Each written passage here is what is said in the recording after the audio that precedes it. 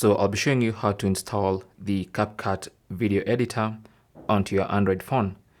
This should work on pretty much any Android phone.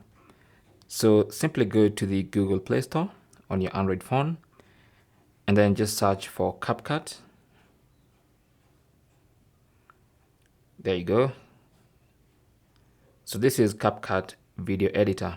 So just to open the page on the Google Play Store, that is the app you need to install. It's by Tedance Pte Limited. Okay, now it's 85 MB, so make sure you have that space on your phone. With over 500 million downloads, this is a very good video editor. So it's free to install. All you have to do is tap on the install button and it's gonna install onto your phone.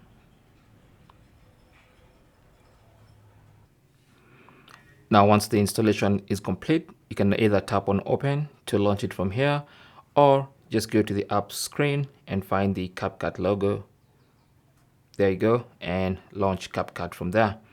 Now for the first time, obviously you have to go through this process, accept the terms of service, tap on accept, and there you go.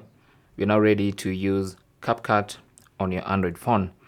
It's as simple as that. Thanks for watching and good luck.